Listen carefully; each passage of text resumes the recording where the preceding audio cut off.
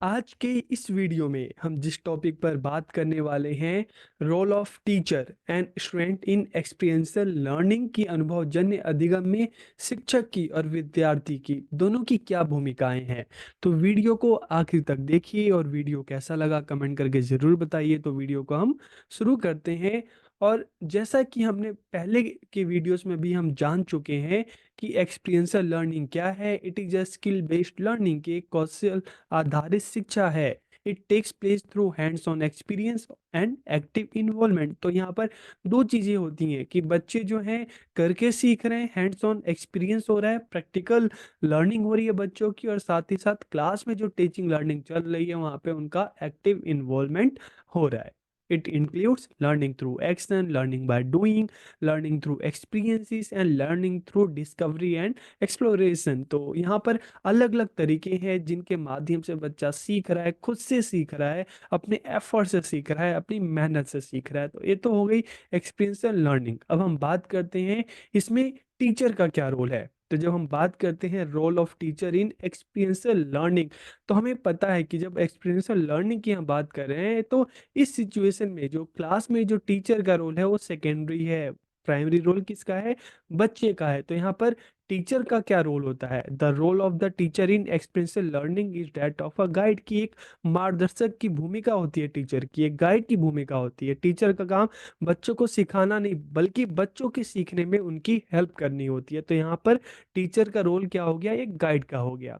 He guided the student rather than directing the learning process. वो बच्चों को निर्देश नहीं देता बल्कि बच्चों का मार्गदर्शन करता है, उनको गाइड करता है सीखने में। सीखने की रिस्पॉन्सिबिलिटी किसकी है? बच्चे की है। बस टीचर का क्या काम है कि बच्चों को देखना, उनको गाइड करना कि आप इस तरीके से और बेहतर तरीके से कर सकते हैं। तो यहाँ पर टीचर का रोल एक हेल्पर का है। He does not teach the student but help them in learning. की वह विद्यार्थियों को सिखाता नहीं है बल्कि सीखने में उनकी सहायता करता है। The teacher play the role of a facilitator in this. की इसमें शिक्षक एक सुविधा प्रदाता की भूमिका निभाता है, एक हेल्पर की भूमिका निभाता है। जिसका काम क्या है? जिसका काम बच्चों को सीखने में उनकी हेल्प करना है।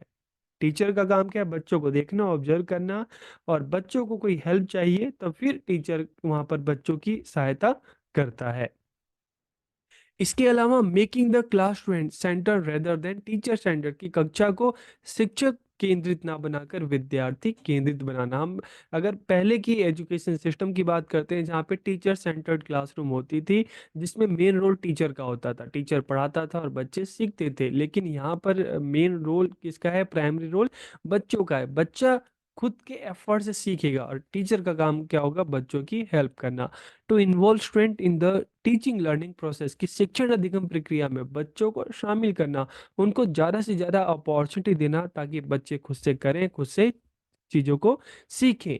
कक्षा में अधिगम अनुभव को सकारात्मक तरीके से देखना। तो बच्चा जैसे भी सीख रहा है, बच्चा एफर्ट्स कर रहा है, सीख रहा है, तो इसको एक पॉजिटिव वे में देखना कि हाँ बच्चे सीख रहे हैं। किसी तरह से बच्चों को डिमोटिवेट नहीं करना, हमेशा उनको मोटिवेट करना है। Planning activities according to the interest and level of the student.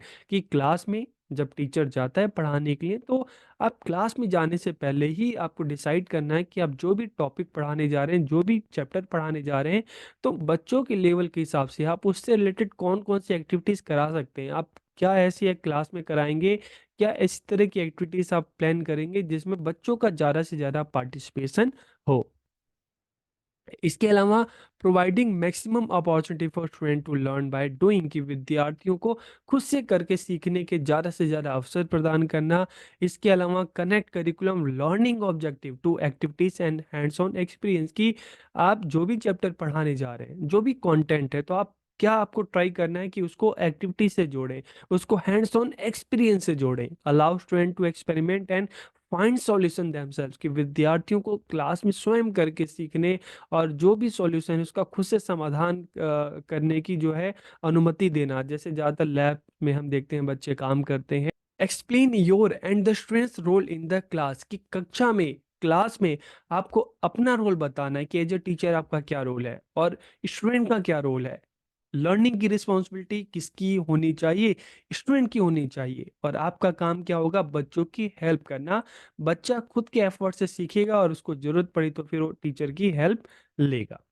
To evaluate the learning of student from time to time, कि विद्यार्थियों का जो अधिगम है समय समय पे उसको असेस करना, उसका मूल्यांकन करना, ताकि पता चले कि बच्चे ने कितना सीखा है, उसको कितनी और हेल्प की जरूरत है, बच्चों का जो लर्निंग लेवल है वो कहाँ पर है। To develop decision making and thinking skill student, की विद्यार्थियों में निर्णय लेने और चिंतन करने के कौशल का विकास करना। To select suitable experience for teaching learning in the classroom, की कक्षा में शिक्षण अधिगम हेतु उपयुक्त अनुभवों का चयन करना। मतलब यहाँ पर है कि जब आप क्लास में पढ़ाने जा रहे हो बच्चों को, तो आप पढ़ाओगे, बच्चे सीखेंगे, तो आपको एक चीज देखना है कि आप किस तरह से, किन किन मेथड्स का यूज करेंगे, किन किन टेक्निक्स का यूज करेंगे, क्या क्या आप प्लान करेंगे, ताकि क्लास में जो टीचिंग लर्निंग हो वो इफेक्टिव हो सके और बच्चों को ज़्यादा से ज़्यादा अवसर मिल सके। इसके अलावा to encourage student in class, की कक्षा में विद्यार्थियों को प्रोत्साहित करना, उनका मनोबल बढ़ाना। अब अगर हम स्टूडेंट की रोल की बात करें, role of student in experiential learning, तो student should know their role in the class, कि बच्चों को अपनी भूमिका पता होना चाहिए। They should actively participate in learning, के अधिगम में उन्हें सक्रिय रूप से भाग लेना चाहिए, क्योंकि सीखने के लिए, समझने के लिए जरूरी है आपको एक्सपीरियंस लेना। आप अगर पार्टिसिपेट करेंगे, एफर्ट करेंगे, तभी आप चीज़ों को सीखेंगे। They should not be completely depend on the teacher, कि उन्हें शिक्षक पे पूरी तरीके से निर्भर नहीं रहना चाहिए। उनको पता होना चाहिए कि भाई चाइल्ड सेंटर्ड एजुकेशन है, तो लर्निंग की रिस्पॉन्सिबिलिटी बच्चों को खुद लेनी होगी, बच्चों को खुद से एफर्ट्स करना होगा, टीचर सिर्फ उनकी हेल्प करेगा। They must take responsibility for their own learning, कि उन्हें अपने अधिगम की जिम्मेदारी स्वयं लेनी चाहिए। इसके अलावा development of problem solving and decision making abilities, की जब क्लास में बच्चों को पूरी अपॉर्चुनिटी मिल रही है खुद से करने की, खुद से करके सीखने की, तो यहाँ पर बच्चों में को क्या करना चाहिए, जो प्रॉब्लम सॉल्विंग जो स्किल है या डिसीजन मेकिंग जो एबिलिटीज है उसको डेवलप करना चाहिए। इसके अलावा जो लीडरशिप स्किल है उसको डेवलप करना चाहिए। एम्फेसिस ऑन रिफ्लेक्शन, जो सीख रहे हैं उसको समझने पे बल देना चाहिए। और सेकंड चीज है एनालाइजिंग एंड कंसेप्चुलाइजेशन, मतलब उसको आत्मसात करना, सीखना, समझना, ताकि आपका वो जो कंसेप्ट है क्लियर हो सके। जो भी पर्टिकुलर टॉपिक है, जो भी पर्टिकुलर कंसेप्ट है, वो आपको अच्छे से समझ आ सके। तो ये किसका रोल है? बच्चों का। तो आज की इस वीडियो में हमने जाना कि एक्सपीरियंशियल लर्निंग में टीचर का क्या रोल है, स्टूडेंट का क्या रोल है। तो वीडियो आपको कैसी लगी कमेंट करके जरूर बताइए। आप सबका बहुत बहुत धन्यवाद।